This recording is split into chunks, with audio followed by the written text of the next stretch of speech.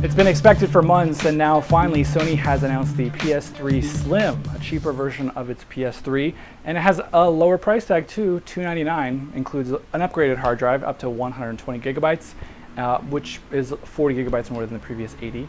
But is this new, smaller, sleeker, is it sleeker, but new, smaller PS3, is it actually worth picking up?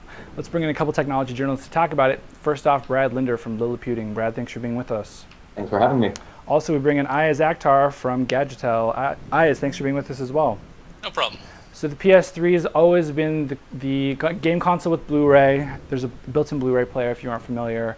That's something that people have been excited about. It has a $299 PS3 is a lot more attractive than a $399 one. Brad, what's your take? Are you eyeing this PS3 at all? No.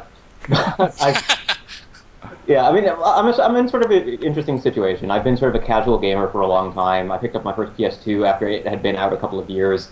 Got addicted to Final Fantasy and never really finished it. And but at the time it was my first DVD player, and I think that Sony came up with a good idea of putting that Blu-ray drive into the PS3 and trying to get people to buy this as maybe their first Blu-ray player in addition to being a video game console.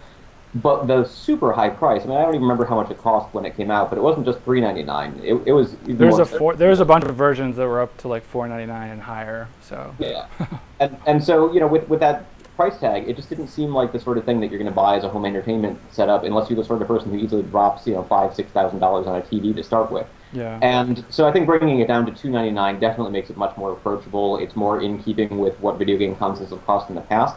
The problem is, of course, they're the third to do this. The Nintendo Wii is cheaper. This brings it in line with the Xbox 360, but those have already been on the market for a long time. I don't know if it's too late for Sony to make this move. It's something they should have done a while ago. Yeah, I think that's kind of been the consensus among a lot of people is, Sony should have made this price drop a couple years ago. Maybe they would have had some better developers make more exciting games. I don't see a lot of games for the PS3 I'm super interested in. Iyaz, what's your take? I mean, $299, it's a little bit more tempting. Are you going to pick one up? Or do you have a PS3 already, actually? I actually do have a monstrous, monolithic PS3. But I will say this. I think the price drop definitely helps out the PS3. It makes it more attractive. And now you can focus on things like the games, something like reliability. I don't think there's any red ring of death with the PS3. Definitely true. There's something called quiet. The PS3 is incredibly quiet compared to Xbox 360. I actually have one of those. That thing spins up. It sounds like a motor's going off. Yeah. And you're going to focus more on the overall media experience. I mean, if you're a home theater enthusiast, you're probably going to want a Blu-ray player. And $299, you're looking at the same price for either one.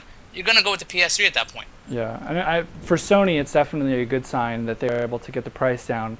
But as we were talking about in the pre-show, it kind of looks a little bit cheap. I mean, I'm not super impressed with the new look. I think slimmer is nicer, smaller is nicer, but it kind of looks like a toaster. I mean, it's this matte finish that doesn't have that sleek look of PS3. Brad, am I the only one here, or is this your take as well?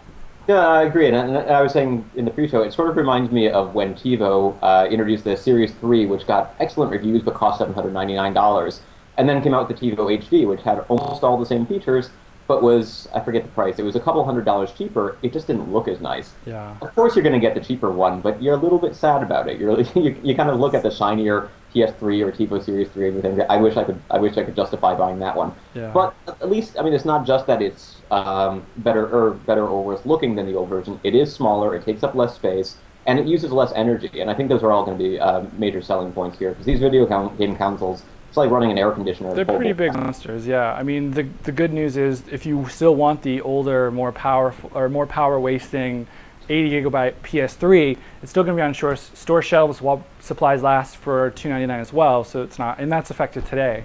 Whereas the PS3 Slim isn't coming out for a bit. I don't know, Iyaz, if you had your choice and you could pick between the PS3 Slim and the current version, and say all things are equal, we'll just even out their hard drives just for argument's sake. Which one are you picking? Are you picking the big monster, or are you picking that smaller, less sexy, I guess, to my eye anyway, PS3 Slim?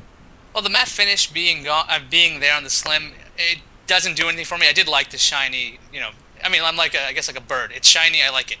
And but the thing is, the less power is good, but fitting this thing into your home entertainment center, I think, is more important. So getting a smaller footprint in there is again more important, because the larger one, remember, looks like that George Foreman thing.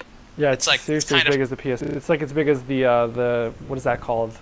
knock out the fat grill, whatever it's called. Yeah, it's gigantic. So like, you can't stack on top of it. This PS3, this new one, the Slim, is small. Looks like you can probably put it on top of stuff without it being so intrusive. Even though it still has that weird rounded top, so you're not going to be stacking anything else on top of it. But I still go with the smaller Slim, even though it's not as pretty. It's at least something. And I guess it still does that have that 120 gigabyte hard drive, so there's a little bit of benefit there. Guys, we're out of time, so we're going to leave it there. Brad Linder from Liliputing, thanks for joining us. Also, Iyaz Akhtar from Gadgetell.com, thanks for joining us as well. I'm Randall Bennett, and that is it for this episode. Don't forget, you can catch us on iTunes. We're on YouTube. I'm sure there's a way to get us on PS3, but you'll have to let us know, because I don't know how to do that, since I don't have the money. Anyway, see you later.